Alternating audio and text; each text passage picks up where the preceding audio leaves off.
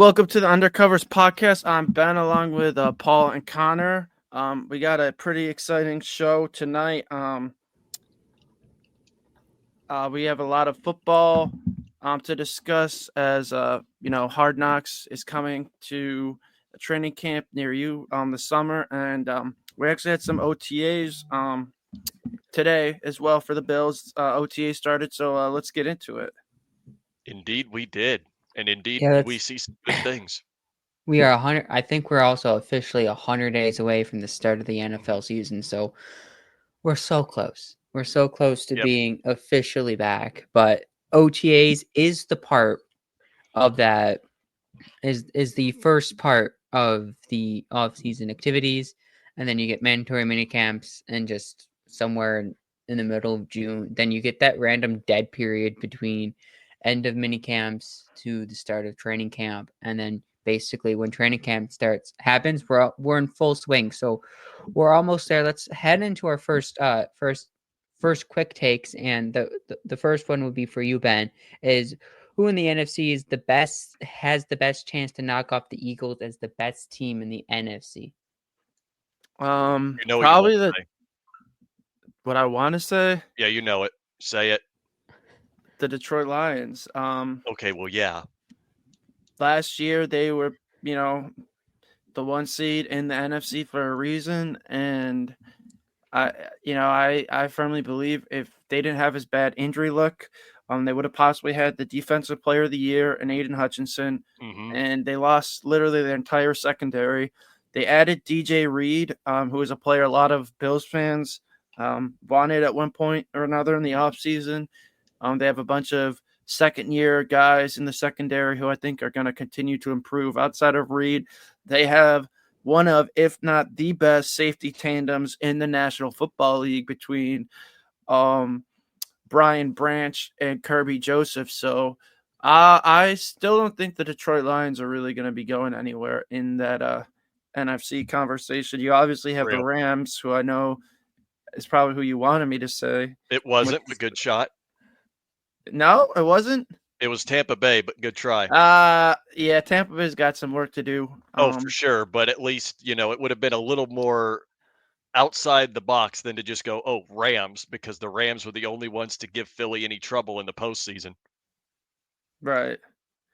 Yeah, no, Rams for sure are up there. I got to see what Tampa Bay's defense looks like because last year, they literally, did really like they didn't really even feel the defense. It seemed like, Nah, not really. so it's gonna be interesting. They needed a lot of help on defense, and they did add Hassan Reddick, who just Didn't like we even did in New show up York. I was gonna today. say he did not show up for the first day of OTAs, but his voluntary OTAs. So I don't think you can overreact much to voluntary workouts. You can't, but people will. But they will, just like a lot of Bills fans have. But other than that, I mean, they needed help on defense. They decided to draft a wide receiver round one, which was interesting. Even though they did end up adding, I think it was Benjamin Morrison and Mm-hmm. Jacob Parrish, I Yeah. think, in the second and third round. So that was nice. I still need to see something from that D line, though, outside of Vita Vea, who is like a freak of nature. But other than that, Mm-hmm. I have questions on Tampa Bay's defense. But let's get into your quick take, Connor, which Oh, should be fun. I think you guys are gonna like mine. Go ahead and hit me with it, Paul. Yeah, Connor, you had a few different. You had one particular team that you thought that came up to your mind quickly with this one in our pre-show group chat talk. But what team will go from no playoffs last year to playoffs this season? Well, actually, there was one that was a joke, but I actually have another one that I had a serious answer for. I feel like it's going to be a little easy to say, and I'm going to honestly hate myself for saying it. But the answer that I actually will give is the New England Patriots. I think that's the biggest team that you can look at and go, this is a really improved team. This is one that can actually go from being well outside of the playoffs and being honestly kind of bad to actually being in the conversation this year and being really good. I don't think they'll be like 10 or 11. Well, I don't think they'll be, 11 or more wins good. I think they'll be 10 wins good at best. Who was that again? New England. New England. Yeah, I think. Yeah, I still need to see what they do when the actual season comes. Because Oh yeah, no, I'll I be agree. honest, I think a lot of their free agency signings are meh, and Hmm. their draft was solid. Will Campbell, Oh obviously yeah, Travion Henderson, and Kyle Williams. But other than the Kyle first three Williams indeed. rounds, I just gotta see because their draft last year really wasn't all that good. Other than obviously Drake May. And even then, let's see how he does after a second Yeah, year. yeah, exactly. Especially now that teams have more tape on him. Hmm. But the exciting news of the week, which came literally, I think, was it the day after we did our podcast last week about Hard Yes, Knocks? How the I think that's Bills, Yeah, Wednesday or the Thursday. Bills are on Hard Knocks for the first time ever. Woo woo! I know not everyone is pumped about it as I am. I think Paul, you had some negative opinions about it, but I mean, come on, bring on the smoke. Like, I think this is a great opportunity for the Bills to show off kind of how they run things to the NFL and potentially if they have a storybook season, what better way to start than a documentary on how they got there? This is the last year in Highmark Stadium hmm or what Wilson Stadium or Rich Stadium, whatever you still call the current stadium. So I think it's a perfect um, you know, intro to the last chapter at the current stadium, and it could also kickstart a potential epic 30 for 30 someday if the Bills are able to actually break their drought. that would be amazing. And I'll be honest, I was more on the side that Paul was. I've never really been a fan of Hard Knocks going in because usually it's just a bunch of distractions. But with how the Bills are this season, all the storylines last year in the stadium, this looks like, one of the best chances that the Bills have ever had to win a Super Bowl. You got Josh Allen coming off of an MVP campaign. The team around him arguably did, in fact, get better, which we'll discuss during the OTA bit. And the schedule that they have, I mean, this just seems like the year to put them on Hard Knocks. That way you can kind of get an idea. The whole country can actually get an idea who the Bills are. And maybe Mhm. finally, we could stop the Khalil Shakir disrespect. I've seen so many people posting their wide receiver rankings lately, and Khalil Shakir just isn't even on any rankings. And I'm just like, what are y'all doing? Well, it's tough What's the because disrespect? he's a slot receiver and he's never gotten 1,000 yards. Yeah, Yeah. I'm who else? excited. Yeah, I'm who else excited never gotten to 1,000 yards? who? Juju Smith-Schuster. No, he's had 1,000 yards. No, he never had. Even in his best years of Pittsburgh, he never No, had a he thousand definitely yards. had 1,000 yards in Pittsburgh. No, he didn't. I can tell you right now. 2018, his best year, he didn't. He had just short of it. Pretty sure it was like 980 something yards.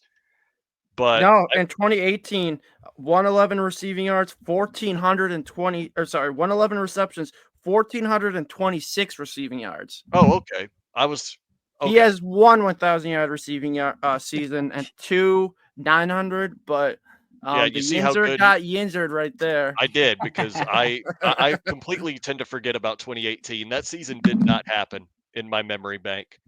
So but no, this is a back to the Bills. This is definitely probably one of the more appropriate times I think Hard Knocks would be suitable for a team because there's no drama surrounding this team. As a matter of fact, the culture is much, much better than most teams that go on Hard Knocks. So I'm actually looking forward to seeing what they'll actually show. I think the people's new favorite player might be Deion Dawkins when it's all said and done because that man is hilarious.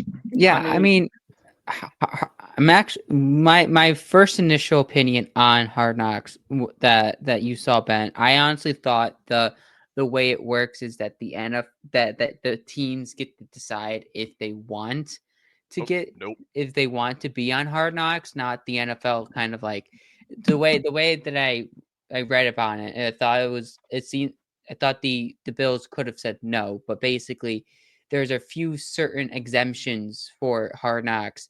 I think it's like if you have a first year head coach, or Mm-hmm. if you've been on the show for the last like one of the teams that been on the show over the first like 8 seasons of Hard Knocks, you could Mm-hmm. say no. But Yep. because the Bills never been on Hard Knocks, it's basically just the way it felt like the way it's kind of worded. It's basically the NFL forces it upon you Yeah. to be on Hard Knocks, but it feels like as the reports have came out, it seems like the Bills are open to this now, and under the new rules of Hard Knocks, than what it was kind of before. This feels like it's an opening of kind of giving the fans more of an inside works of how training camp Mm-hmm. works. Kind of like it kind of gives this a bigger picture of the fans to go deeper inside of the smaller training camp battles. I mean, you're probably like wide receiver 5 or 6 on the roster. I mean, there's going to be competition battles in the secondary that would be fun to watch and see how it works out in the camaraderie that all the Bills players have together, and the Mm-hmm. family culture that they have.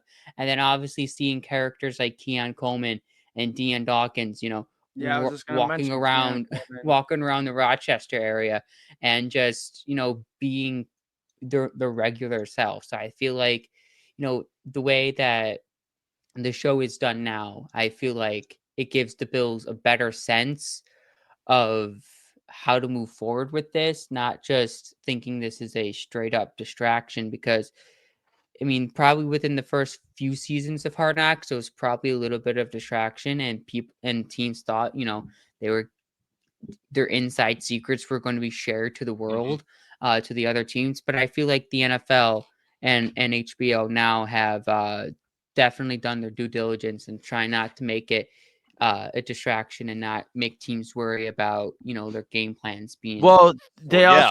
they also don't fully operate too how they used to. Like they don't show the scenes of players getting cut anymore as much Mm-hmm. as that makes for good television. It's not in Mhm. there anymore. No. But yeah, it's gonna be fun, seeing especially living in Rochester and like going to all the places in around St. John Fisher, going to St. John Fisher every year.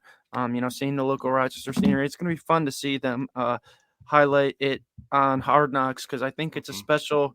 Um, the Bills training camp is definitely a special thing. I think for the Bills and Bills fans from Rochester, Buffalo, all over. So I Yeah. definitely think it's a long time coming. Obviously, they couldn't do it for a while because of the rules around Hard Knocks, but since they changed, we'll finally get to see them highlight the Bills, so to speak, and St. John Fisher.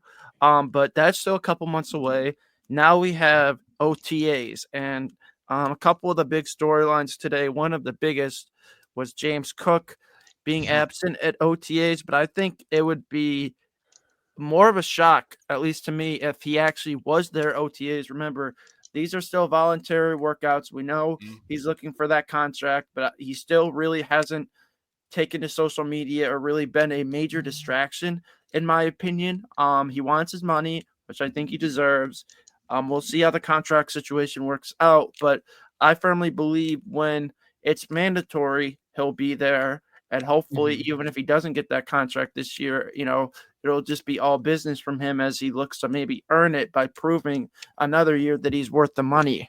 Mm-hmm. That's exactly it. Because the way I think it's going to happen, he's going to prove that he's worth the money. It's just whether or not it's with Buffalo is the question.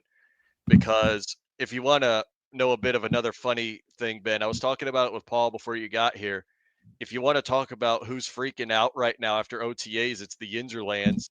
TJ Watt didn't show up today, and everybody in that whole state in the whole city is just absolutely mortified right now because it's the same situation with James Cook that TJ Watt faces. Last year of his contract, and they're going to pay him. But the question is whether Pittsburgh's going to be the team to pay him or whether somebody else does. Brandon Bean, if you can hear me, kind of clear out all that cap, trade for TJ Watt, fix the defense, No, do it. No, Do we it. don't need any more injury-prone old He's players, not injury. especially. He's Yes, he not is. injury. He Yeah. gets injured like every year. No, the This is only a times James he's Cook been conversation. Let's hear Paul's Yeah, opinion on keep it James James Cook. Cook. fine. Yeah, I'm I just telling you. think I'm giving you the parallels. Thank you.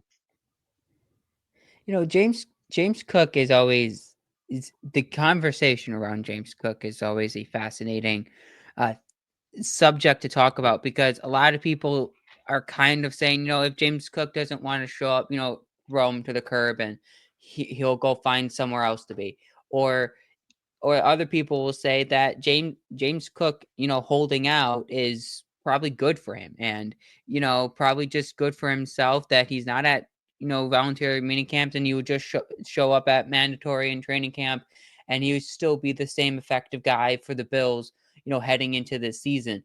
And I'm kind of like that right now. I think I'm person number 2 saying, saying that James Cook holding out a voluntary minicamp is really not big of a deal. It's It's again not. voluntary. You don't Mhm. have to be there if you don't want to be there. And it comes to a point where it's May 27th. We Yes, it still is. got 2.5-ish months to try to get a deal done before the start of training camp. And we all kind of know where Brandon Bean likes to do his business. And it's kind of like in that training camp period is, try to get that extension done before training camp or sometime during training camp before the start of the season. And I feel like if the Bills can't get something done, I feel like there will still be time after that to sign, James Cook. Will it cost Mhm. a little bit more because we're ready mid-season or after the season I is guess over? it depends on how he does the Right. season. Right. Exactly. This So is basically James Cook's prove it year to actually right. earn an extension And or earn a real paycheck with quick someone else. before I get into the next topic, because again, I had to fact check. I had to the ends are the ends are. So here we Oh go. boy. September 17th, Inguino groin pull strain 1. Same injury in September of 2021. Knee Mhm. unspecified strain, November Yeah, we all remember that 2021. one. Hip strain, 2021. Groin pull, 2021. Knee unspecified tear. Chest pectoral tear. Head concussion, which I guess is just concussion. Yeah, it was. Knee MCL sprain. Pedal ankle sprain pull. I mean, if you didn't tell me what player this was, I probably would have thought it was Joey Bosa. And That's that's actually a good exactly what segue the into the next Bills topic. I know, and that's exactly what the Bills don't need and at the price tag he's going to be asking for. They already Mhm. have a Joey Bosa who is now out until training camp according to Coach McDermott. And I was kind of kidding when I said it to you on Twitter earlier. I'm surprised he didn't get hurt sooner, but it Yeah, actually I was kind like, of that is. was fast. It actually isn't surprising that he got hurt No, already. it's not. Like I'm it's more kind of amazed. what Joey Bosa does. I mean, if I'm not mistaken, it's just like a poll. Mhm. So as long as he's ready for camp, it doesn't miss a significant amount of camp. I'm not going to be concerned. We have people already freaking out. Let's see what happens. I mean, even if he doesn't play the whole regular season, have him for the Chiefs, Eagles, Bengals, all Mhm. those big games, and Mhm. ready, healthy for the playoffs. So that means not playing him as many snaps or giving him rest or whatever the coaching staff decides. Do it, but yeah, I'm not surprised that Joey Bosa is already hurt. Oh yeah, I had said that like when the Bills signed Joey Bosa. Don't even give him any meaningful snaps in the regular season until it's like go time. Keep him for the playoffs when you know you need him because history always says that's when the Bills tend to have their worst games because of injuries is in the playoffs. Keep a guy like Joey Bosa around for the playoffs. Don't put him out there on a heavy load. And would you look at that? We're in OTAs and he's already hurt. But Yeah. hopefully he'll be all right enough, to actually participate in training camp. But to Ben's last point, you are right. Ever since 21, TJ Watt had been getting hurt quite a bit. He's been in the league since 17. And for a while there, he was fine. But now all of a sudden, it's just what is happening to this man? But it's age. It's just what happened. It's like Joey Bosa now, except Joey Bosa has only played, I think, one full season in his entire career. But I think for what it's worth, he'll be fine. once training camp rolls around. I don't know exactly how much they'll use him. I don't really think the Bills Yeah. should use him at all, really. Don't give him that many snaps. Give him enough, though, but don't give him all that many. Right. So that's kind of where I'm at with it. Like, yeah, it sucks he's already hurt, but hopefully he'll be okay enough to play to practice in training camp. And then once the season rolls around, you keep him on a very limited snap count. Literally, for any of the other NBA watchers out there, think of load management. That's literally what we're doing with Joey Bosa right now. Load management. Yeah, I feel like that's the perfect way to place it. For Joey Bosa, you literally just going to have to load manage him for most of the season, and probably same thing as you get into the postseason. You're just trying to, even though you paid him for 1 year and you give him a decent amount of money, you're still going to have to load manage him to try to get him at least 15, 16 games this season. I mean, the issue here is. And I feel like where the Bills fans are kind of overreacting or feel concerned about is kind of the wording of Sean McDermott and how he kind of said it. He said Joey Bosa is out for the foreseeable future and until about training camp, and then he said he is concerned. I feel like that's kind of where we're at. Is Joey Bosa missed 23 he has missed 23 games over the last 3 seasons. So over the last 3 seasons, that totals up to be 51 games. So he's missed about 45% of games that he could be playing in. And I feel like that is a little concerning here, is that he gets another soft tissue injury in his calf leading into this voluntary OTA session, and then he's not going to get any workouts or any training done in mandatory camps. So he's just going to have to show up as Joey Bosa in training camp and kind of ramp up for the start of the season, and just hope he doesn't have any setbacks in between now and the start of the season. Because right now the Bills are running on high risk, high reward with Joey Bosa. You're running the risk of him getting injured, but if he doesn't get injured and you use him properly and he trains right and he doesn't have any setbacks, the reward is going to be really good, because we know Joey Bosa can get you 10 to 12 sacks this year. I mean, yeah, is he still going to Joey be Bosa. available for that? Still a freak. It's like the man is amazing when he actually can play football. Mm-hmm. It's kind of funny because originally I had thought that the Bills were trying to take a page from Chris Greer's playbook when Chris Greer signed Teron Armstead, but the big difference is Joey Bosa actually was signed as a risk versus reward deal. Teron Armstead was signed to be the guy on an offensive line with a very unproven quarterback. So you can see the difference between how much smarter Bean is compared to Greer in the same situation, if you know what I mean. Mm-hmm. But one thing I would like to quickly point out before we even get further into this, can we just gush for a minute about how good Trey White looked at training camp? Oh man. Hold up. I'm gonna slow your roll a little bit. No, I think I know where you're going with this. Because yes, He he looks definitely looks good in a Bills uniform. Yes, but I know. as far as actual on-field play, he got beat by Curtis Samuel. I He know. got He beat got by cooked. Elijah Moore. Like, I saw that. He got cooked. The nostalgia is nostalgic for Bills fans. I guess we got to see it in games, but yeah.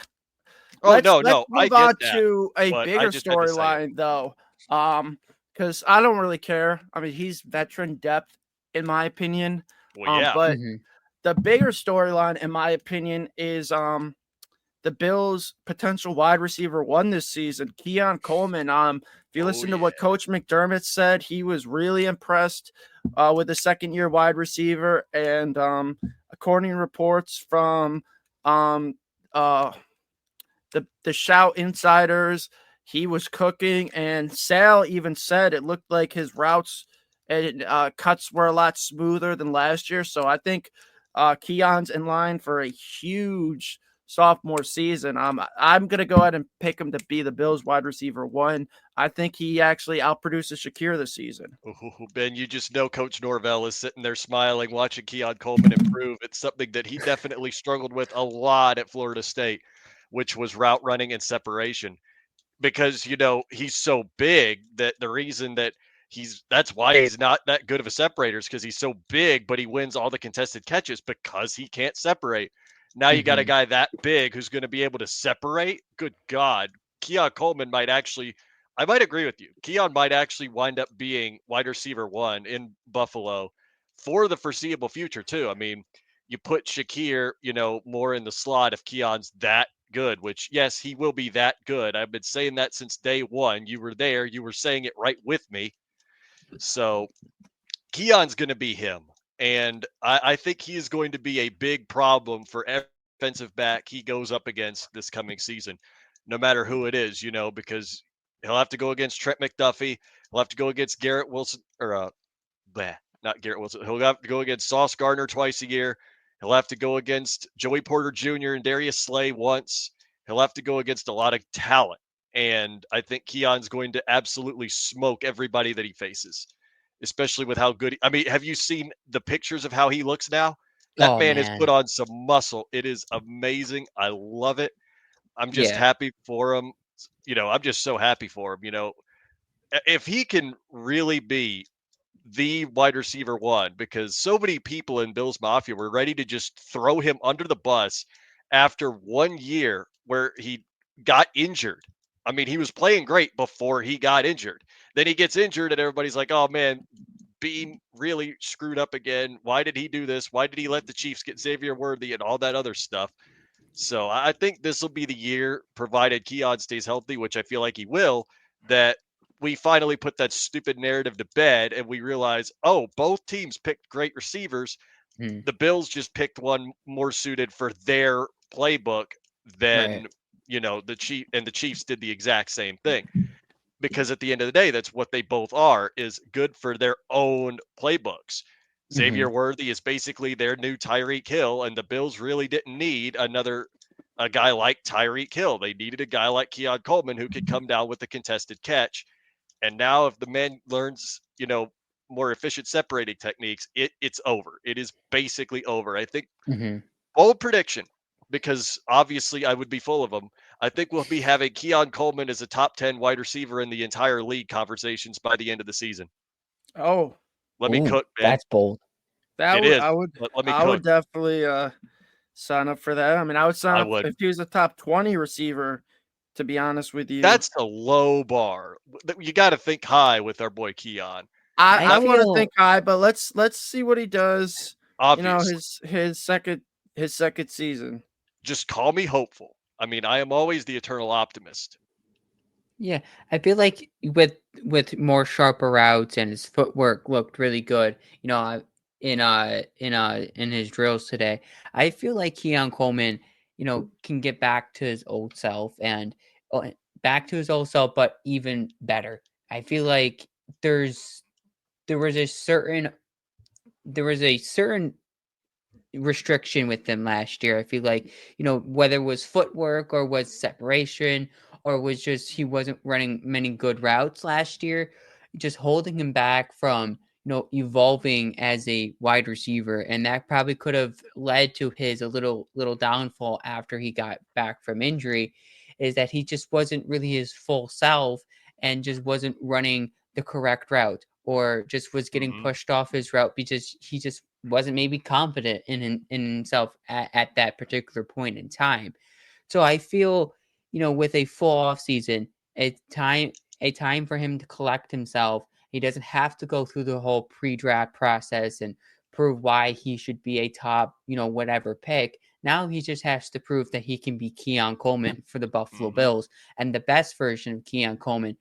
And the best version of Keon Coleman is a relaxed, fluid, fun player on the field and off the field. And I feel like we're starting to see that even through one day of OTAs, is where he looks a lot stronger. I mean, a lot stronger. He seems a little quicker. His footwork is really, really good. I feel like we're starting to see the small developments of Keon Coleman to be a really impactful player for the Buffalo Bills this season. But again, they're not in pads. and then they're not really going 1-on-1 against top competition just yet. So I can't just say fully dive in and say, Keon Coleman week 1 is going to be a monster. But I mean, there's these small growths in Keon Coleman's game where it gets me excited for this season, for year 2 of Keon Coleman. Another player that really stood out today was Elijah Moore. I mean, he Mhm. probably was the second best wide receiver out there on the field.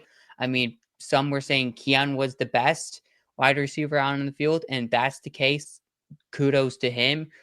That's really good. But I mean, Elijah Moore, a guy that you both really wanted onto the Bills team during the offseason when we were looking for wide receivers. I mean, I manifested he it. seemed like he stood out really well. And if that's the case, the Bills could have a really impactful room of wide receivers. See, don't forget that I manifested that the day of the last day of the draft by saying, why don't the Bills get Elijah Moore on a live tweet? And then bang, they do it. So you're all welcome because I manifested it for the Bills. Another Man, does he look good. OTA snippet, I think Landon Jackson and TJ Sanders looked really good today. I think the Shout Insiders earlier today were talking a little bit about it with TJ Sanders and Landon Jackson, even though they weren't playing against the top offensive line. Both Landon Jackson had some really good reps. He looked quick off the line. TJ Sanders had a PBU today. So it looks promising for the two young rookie guys in the defensive line. Again, Jackson, Perino and Tablet said Jackson was so fast with getting off and his power that Garage was just steamrolled. I mean, that entire sentence gets me excited for the 3rd round pick out of Arkansas. Yes, it really should because that's amazing. But yeah, I mean, there's going to be those times when you just see it, reported and you're like, oh man, this is going to be great. And then you remember that it's still day 1 of OTAs and you just really got to see what's going to happen when they put the pads on and really go to work during training camp. If he does it again, then, oh, you have every right to be excited. And I think we'll all be right there with you because I loved the Landon Jackson pick when it happened. I was like, if you draft him night 1, yeah, we're going to be a little infuriated with you, Mr. Bede. But he drafted him in round 3, which is a great spot because that was actually way overvalued at that. Or you Right. got him for way less than you would than anybody thought you would. It's like how people were saying about. It's the same thing with Will Howard. They were all like, "Oh man, the Steelers got him in the 6th round when he should have been a 3rd round pick." Same thing with Landon Jackson. Everybody was like, "Man, this guy could have gone in the top of the 2nd." Some were even saying 1st round, and you got him in the 3rd. Oh, I mean, Landon Jackson's going to be a stud, and I can't wait to see what he does on the field when they actually put the pads on. I think it's going to be exciting.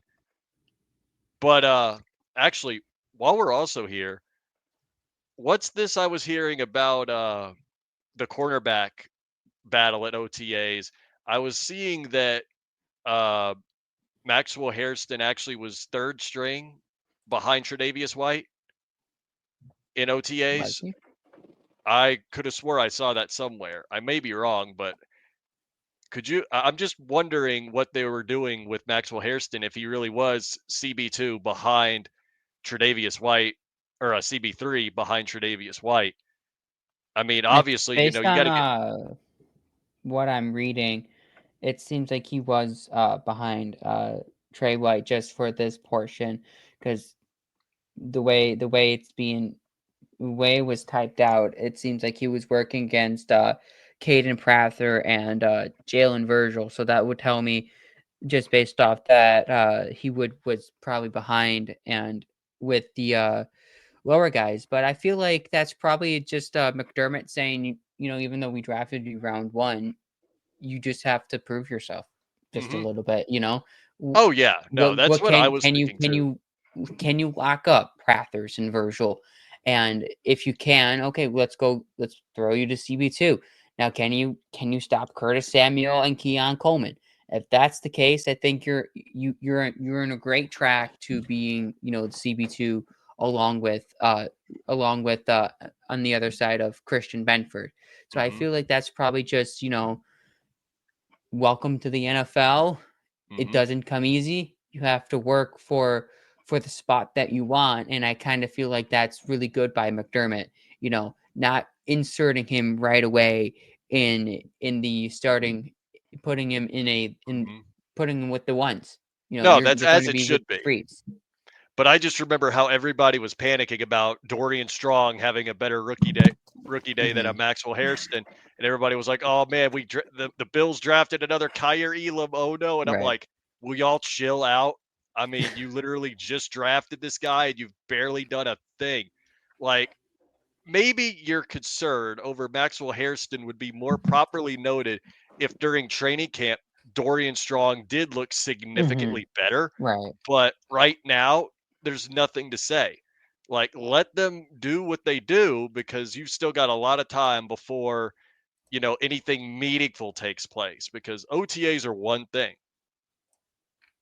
Putting the pads on is something entirely different. And that's not even getting into the actual games themselves because good Lord, the Bills have a very interesting schedule, as we already all know, which I think that's actually a nice jump to our last topic of the night. If someone wants to jump on that one and give their own first thoughts.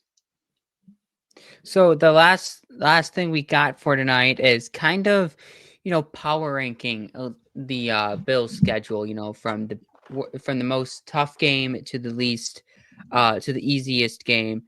We can, if we want, you don't have to do all 15 games. You could, give your top 5 your top 5 toughest team on the Bills schedule and the top 5 easiest team on the schedule. But we could just talk a little bit about, power ranking, some of these games together. I mean, right now for me, my top 5 toughest games will go Eagles, Chiefs, Ravens, Bengals, Texans. I feel like that's the Eagles, Chiefs, Ravens, Bengals, and Texans. I feel like I heard some team with a B. I heard all I hear is ass. So can you wait one more time? So it was who again? Eagles would be the toughest. Chiefs would be the second toughest. Ravens, Bengals, Texans would be the. I would maybe switch Bengals and Texans. I would as far too. as like so bad. I can't wait. No, they'll be good. They'll be good. They'll be like 9 and 8 levels of good. We all know they'll I think they'll be a playoff team. They have no defense. I know your Pittsburgh bias is seeping in. They have no defense. No, we'll it's see. Literally they have no defense. We'll see. I think they'll still. You got to also remember they're gonna play an easier schedule because they finished in third place last year. And I mean you got to remember too. They lost that game in Cincinnati to Pittsburgh, which ended up being the difference between them making the playoffs this year. Until we see the Steelers quarterback situation, I don't know if they'll lose to Pittsburgh this year. We'll see about that. It's interesting. It's a rivalry, but I mean, I agree with Paul. As far as the game for the Bills defense is not good until proven otherwise, and that offense can put up points. So, yeah, I'm expecting a shootout regardless. I think Tampa is another sneaky game you could put in there. They were my sticks. Oh, for sure. And honestly, a lot of those games are at home, and the Bills do good at homes. What about some of the road games? Like Atlanta on a Monday night has a potential to be a sneaky game. Going to Miami is always a tough place to play, even though the Bills have won there more often than not recently. But still, if they've lost anywhere in the division, it's been in Miami. But Atlanta on Monday night could be a tough game, trap game type situation. Yeah, since you did the hardest, I guess I'll go easiest. Am I able to say Dolphins twice, Jets twice, and the Patriots once? Because honestly, obviously, it probably would be that way. Maybe, I hate to say it, Connor, Pittsburgh up there as well. No, you'd be right, honestly. Cleveland. Obviously Cleveland. Carolina, I would put in there, but I think that'll be a sneaky game. That's think going to we're be a gonna be really better. sneaky game. So if you guys remember when we were talking about, teams that went, or my quick take, Carolina was another team that I had thought of that could go from out of the playoffs to in the playoffs. I think they are actually going to be much better than people think. So I'm I mean, looking forward to see honestly, how that they was do. Carolina was actually my easiest game on the Bills schedule. What? I feel like that's a game the Bills should take care of.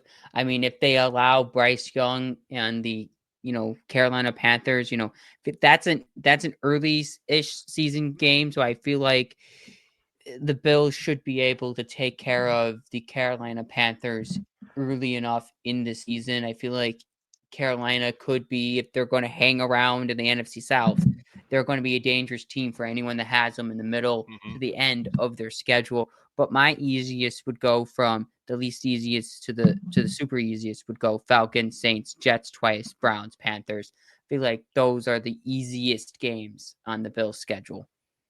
You got the Browns. You basically have a free win just by showing up. That's the thing, too.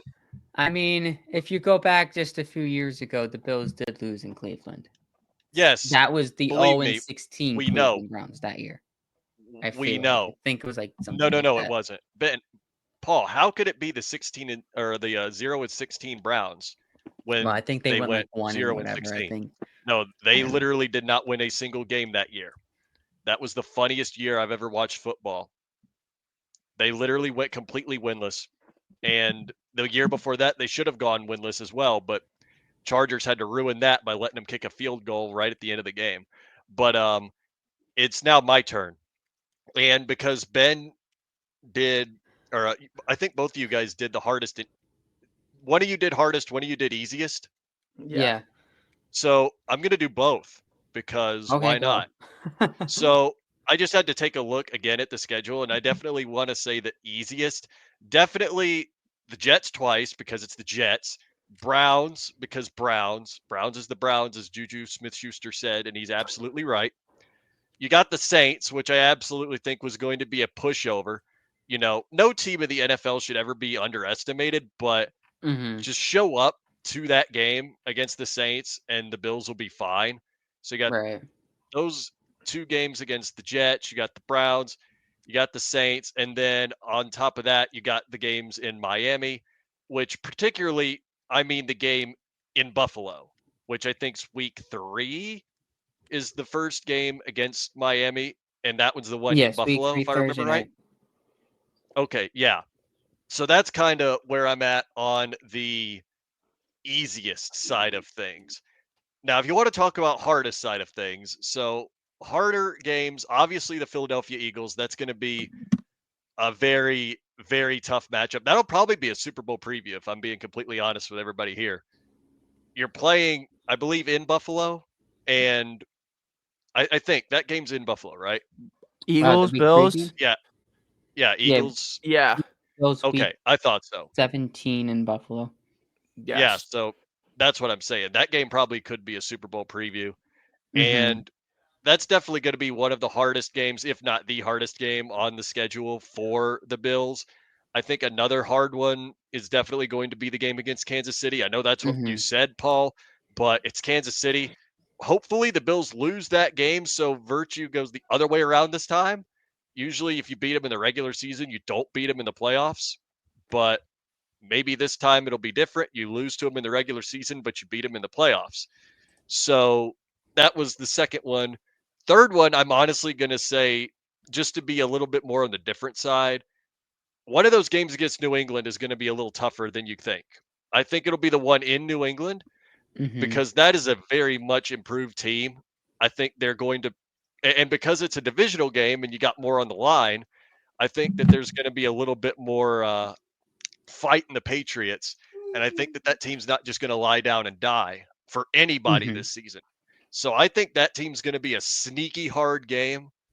And the last one, I kind of want to go with Tampa Bay as well over Houston.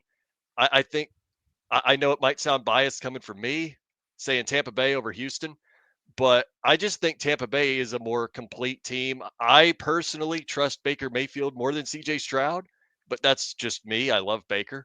Mm. And their wide receiver room is incredible. Mike Evans, Chris Godwin. You added Emeka Ibuka in the draft. Cade Otton is a very underrated tight end. And if the defense shows up, I think that's going to be a really, really, really tough game that nobody's going to anticipate will be as tough for the Bills. Fun fact, I don't know if you guys know, but the Bills are favored to win every single one of their games in the regular season, Yeah, which that is kind of wild, but I definitely don't think that's going to happen. I'm it's honestly May, so like it probably would exactly. change, after week Oh, one. for sure. If it, Like, I on mean, the anything topic could of change Texans after week one. Bills, Texans or Bucks, entering or exiting the top five, the Bills' toughest opponents. If for some reason the Bills struggle against the going on the road against the AFC South, it's just been kind of their kryptonite in some way. They're going to Houston last year. They played Josh Allen played one of his worst games of his entire NFL career in Houston last year. And And then, still you lost go a because couple years McDermott went before full. that, the Bills couldn't even score against, a Jacksonville Oh my against the god, that was so Jacksonville funny. defense. I'm sorry. So I'm sorry, y'all, but that was funny. I so couldn't stop where laughing at that game. so where I that was so literally where I was that kind nearby, of so lies for me is the Bills for some reason struggle on the road to the AFC South. They have to play the Texans in their building where mhm, where we lost an early season matchup last year, but also added the component. This is going to be a Thursday night game in Houston. So mhm. this isn't a 1 p.m. kind of casual type game. This is going to be not a playoff, a primetime No, it atmosphere is yeah, in there you go. Houston.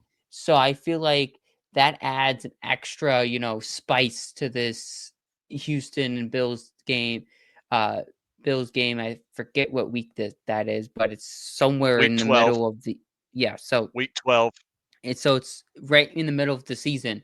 So where Mhm, both teams are they already know how their season's going to go either which way. So it feels like the Bills Bucks in some way feel like if the Bills start hot, they'll probably win that game. Kind of where it was 2 years ago when these two teams faced mhm. off in Buffalo, where it was close for a little while. Buffalo just Oh, yeah, pulled away. I feel like that has that same vibe. They threw it it one will. o'clock. That game could be interesting. It could turn out to be a tough matchup for the Bills, but right now I feel like Texans just have a little bit more spice and more bite to a tougher matchup for the Alright, Bills. who called the I cops on that obviously horrendous take? Did anybody hear Hmm? those sirens? I hear sirens in someone's Oh, it's microphone. outside. Whose is it? It's outside. Yeah, somebody called the cops on your horrendous take there, Paul. Like, somebody heard you say Bucks are not as good as the Texans, and they called the cops on you. But I want to go back to the Eagles game for a second because I Ew, kind why?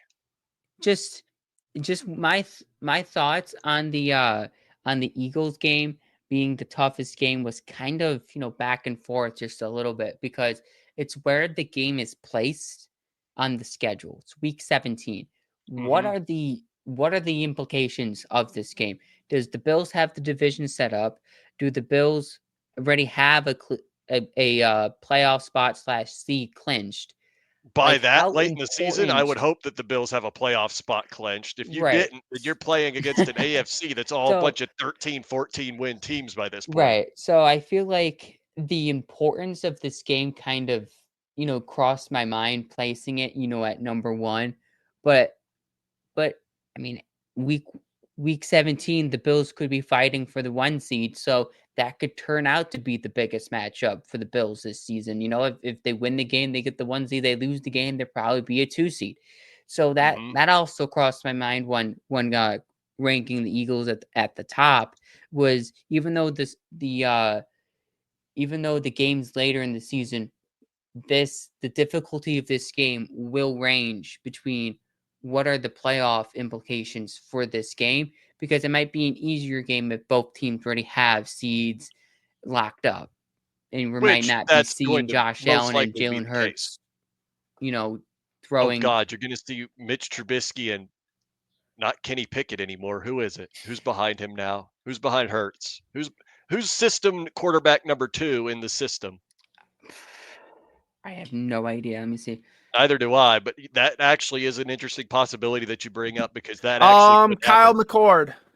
Oh, Kyle so McCord. that's system quarterback number 2. So he's going to go out there and he's going to put up like he's going to Mm, complete like 30 something passes for 300 yards and 3 touchdowns un, because that's all the system is. um, I guess it could also be Tanner McKee too, because Oh they my have him God. too. Yeah, it's gonna be either him or McCord. All Because that's going to McCord happen is was they're a going to put up recent 6th-round pick. all that's going to happen is one of the two is going to put up some crazy numbers and people are going to finally realize that it's literally the system, not the quarterback, and maybe they'll stop overrating Jalen Hurts just a little bit, but that's neither here nor there at this point. But I would be remiss if I didn't say it, even though I really don't believe it, but I have to say it for the memes. Everybody wants to talk about how bad Pittsburgh's going to be. You know they're going to win one game in the season, just one that nobody thinks they should win, and I, it probably won't be Buffalo. I think the Bills are way too good, and I honestly think the Steelers can't play up to that level of competition because they always have those games every year where you're like, how did the Steelers win this game? Last year, I'm pretty sure. Hold on, let me make sure before Ben has to try to hit me with the I'm gonna out Yinzer the The Yinzer third here. fact check of the night. Get ready, Yeah, I Ben. don't want him to do that again. So I'm gonna make doubly sure about this one.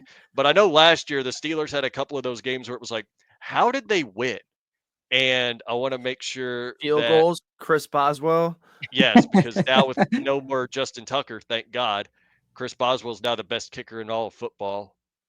But yeah, they beat the Broncos early in the year, but that was not really that much to say. That's literally what got them the 6th seed and why they didn't have to go to Buffalo yet again for a playoff game last year. They beat Washington week 10. I think that's the one that I was thinking about is how did they beat this team?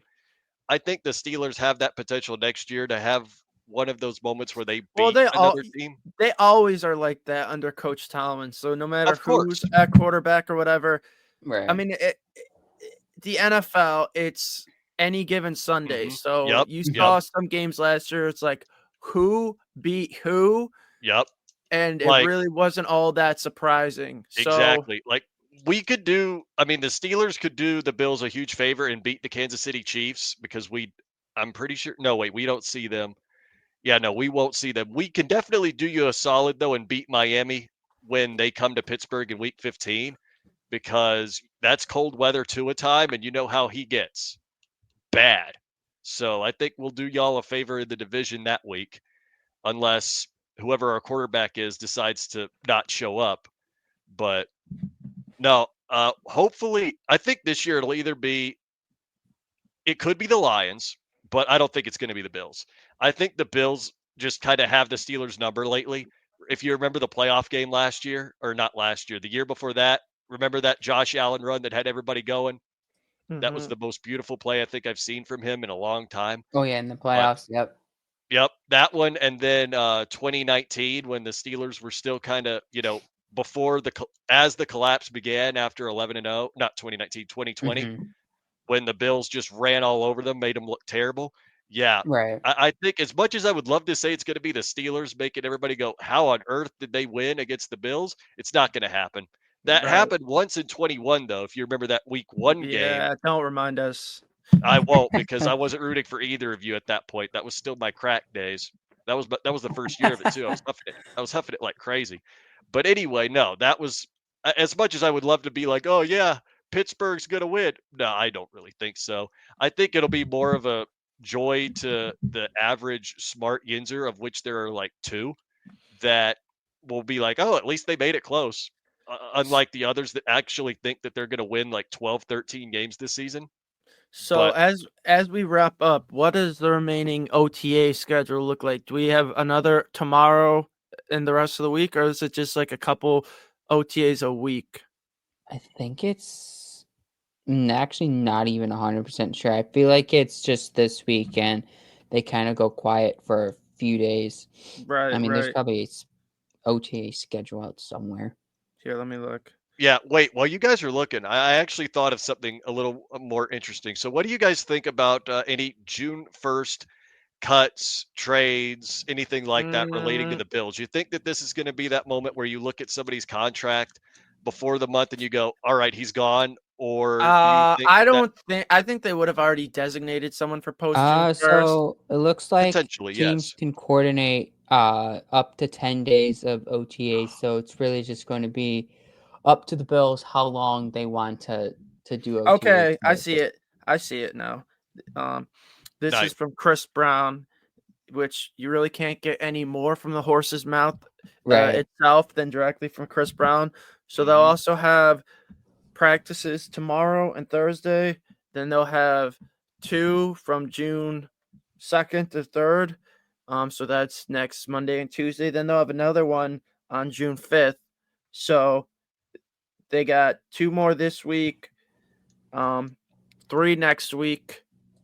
So I guess that would be what, That 8, then if I'm leads not into the mistaken. mandatory part then. Yes, later in June. then the mandatory mini camp would be June 10th through 12th, and then they're off for about a month.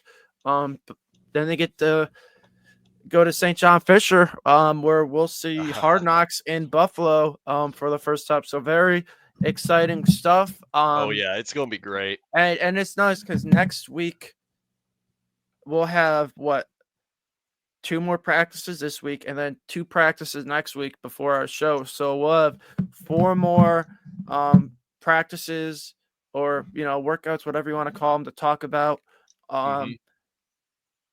What did something happen? No. What happened? Paul just gave a really interesting face, looking like he saw I some yawned, news on that's why. Twitter. Okay, Oh, yawn. that's a yawn. All right, that's That a was yawn. a very exciting looking yawn. It just looked like the Bills traded for Man's someone. looking at Man's man's looking at his phone like, oh my god, the Bills did something. Oh wait, no, right? And I'm like, wait, did something happen? And he's like, no, I'm tired. Rodgers went to the Steelers. That's what I was looking at.